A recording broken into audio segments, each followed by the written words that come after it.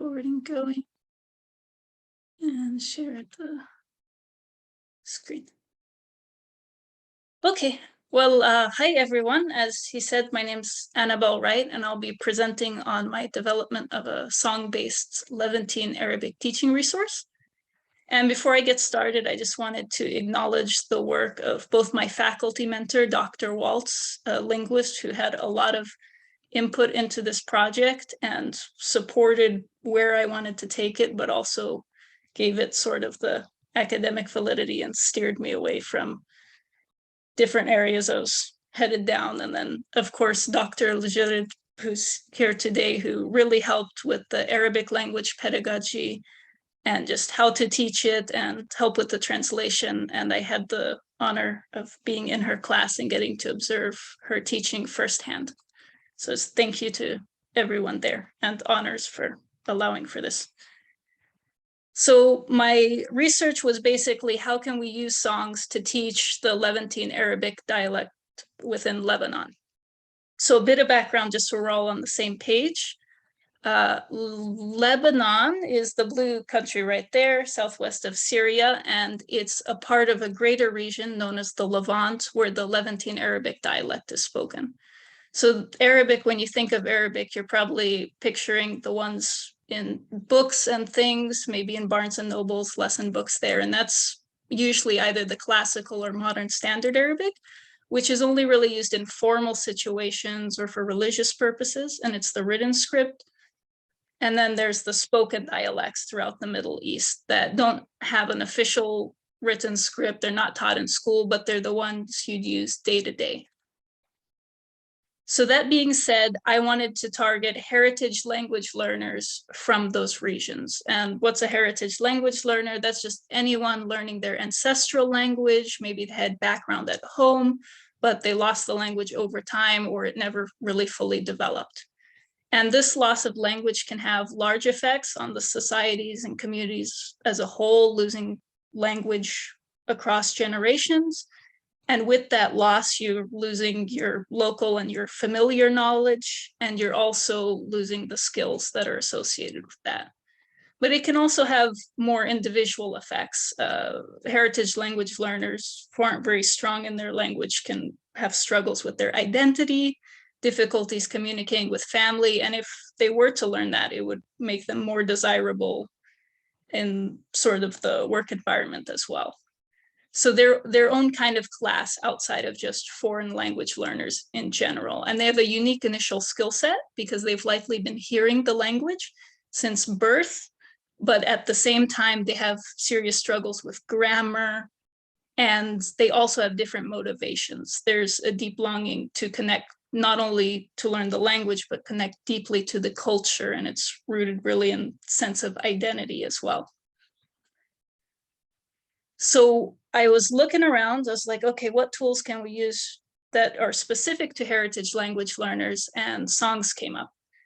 Song use is very common in the foreign language classroom and online, but there's rarely entire lessons built fully around songs, though there is a project at Georgia Tech that teaches some less commonly taught languages this way. And music itself has benefits just from the music. There's a lot of repetition. It really engages the class, but it's also really good for language learning specifically because you have these complex grammar structures in this very digestible format. And you also get the colloquialisms and the idioms and the day-to-day spoken words that you maybe wouldn't read otherwise. And the main benefit, and the reason I chose it for teaching heritage language learners, is the cultural context. I mean, if you're not only wanting to learn the language, but also connect to your own culture, the implicit lessons within songs are perfect for that because they're constantly conveying cultural messages, things about history that you don't get in some other authentic text. So that being said, this whole project is to take songs or song-based lessons and teach Arabic heritage language learners. I took input because I'm not I wanted as many different expertises as possible. So a linguist, Dr. Waltz, Dr. Jurid, the language pedagogist, and native speakers from throughout the region of interest. And I specifically targeted the accent in and around Beirut, just because the capital, just because I want it to be specific enough that someone's not going to start. You can imagine if you just taught English, but you had songs from the UK and from South Africa and from the US. Suddenly someone's using like the vocabulary from South Africa with certain conjugations from the UK, and it's not going to sound right. But at the same time, I want to reach a wide enough audience. So I chose specifically Lebanese, Levantine Arabic. And I'm hoping this can serve as a template, not only for teaching Lebanese, Levantine Arabic, but any heritage language could be taught through this method. So I'll walk you through kind of my song analysis process. That way you get an idea of how it worked and an idea about the project as a whole. So the first step was choosing a transliteration system. Now, the reason I did transliterate in the first place is while the Arabic script and learning the Arabic script is important and definitely a beneficial thing to do, and to learn the proper Arabic in general, for my purposes, I wanted to make sure that there was a script that was completely phonetically consistent and that contained the loan sounds that you'd get from other influencing languages in the region, like French and English. And I didn't want an additional barrier of having to learn the script to learn the spoken dialect form. I wanted a written script that I could use to convey the speech that required no extra learning or very minimal extra learning. So when designing it, the first slide on the left, I went through every single phonetic sound in Lebanese, Levantine Arabic, and then I assigned an English character to it that corresponded to an IPA sound. And I didn't also include the modern standard Arabic character, just in case someone had a background in that. And then second consideration, which I ran into almost immediately, is you can think of in English teaching someone that sometimes people say dunno instead of I don't know, and or I do not know. So you have to teach the grammar of I do not know as I don't know, also the pronunciation. So I want to teach both using the same sentences. So what I came up with is a parenthesis system to include parts of words or entire words that aren't pronounced but are there, and then include underscores for parts that were added to words that are modifying it in some way. And then, of course, dashes if you're just pronouncing the whole thing like it's one word. So I had to include those types of characters there just to make sure people knew both the grammar and the pronunciation. And last thing I had to do, even though I picked a very small region, there's still variations in the accent.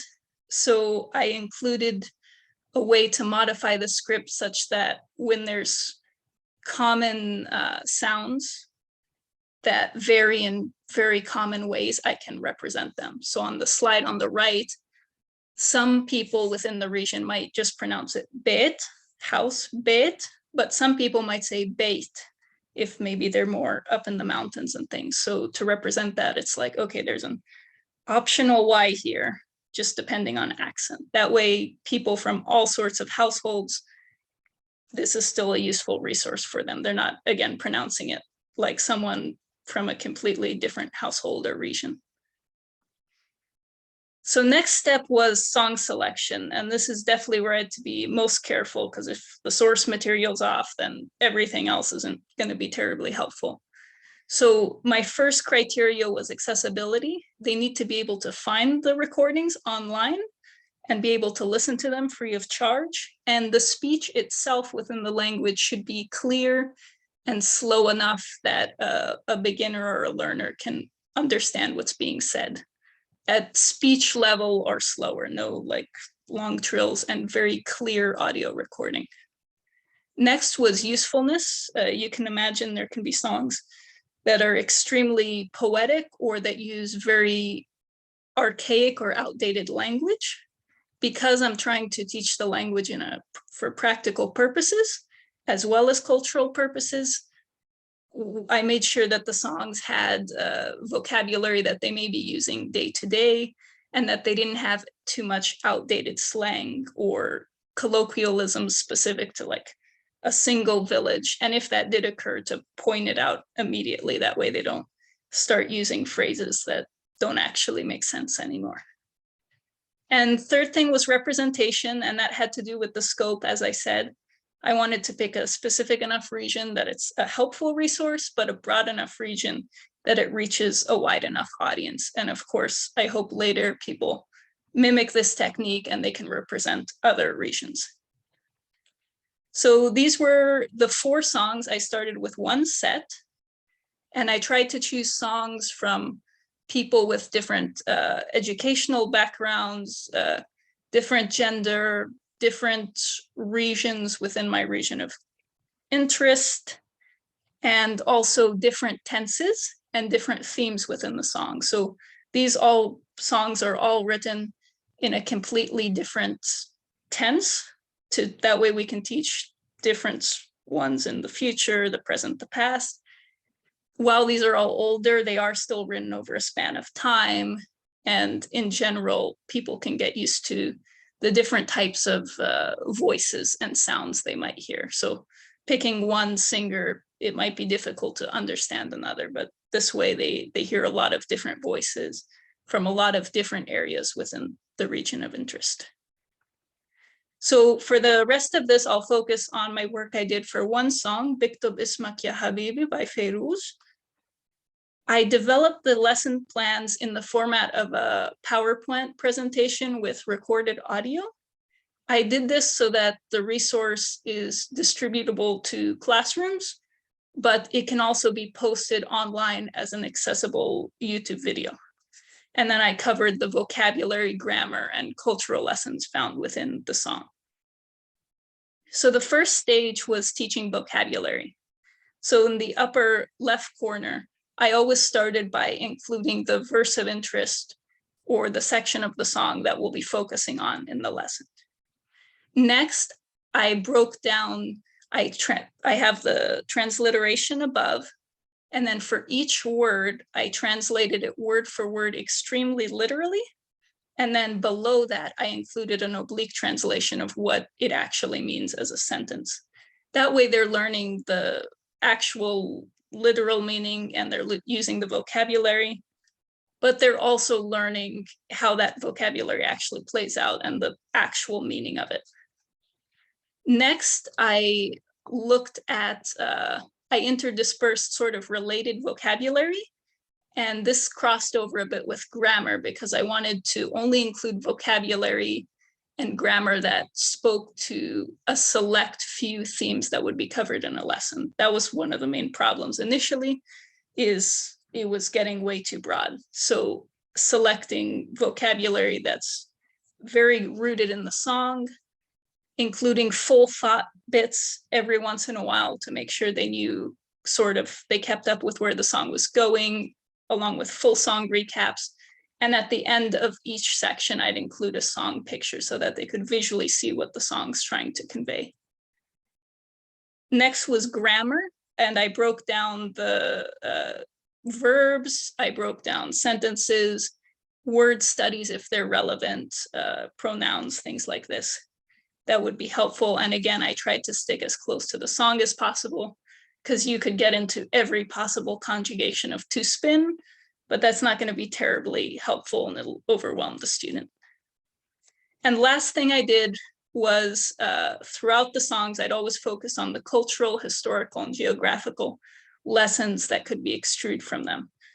They not only help with the connection to identity and culture, but it also was helped them understand the actual meaning of the song. If you understand that poplar trees are planted along a road and not in some obscure forest, then when Feiruz says that she wrote his name on the poplar tree, you realize that she meant it to be seen by everyone and it's not obscure. So it helps them understand the song as a whole and also the culture through the song. And of course, geography was a very intuitive branch off from that too.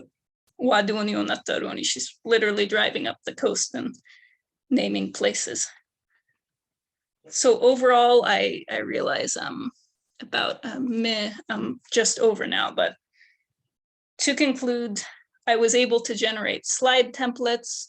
Songs were analyzed in different mediums. I ended up choosing the PowerPoint, and I really learned the general principles of how to do this and how not to do this. So I'm hoping now to be creating a guidebook and then actually implementing these on YouTube as freely accessible videos.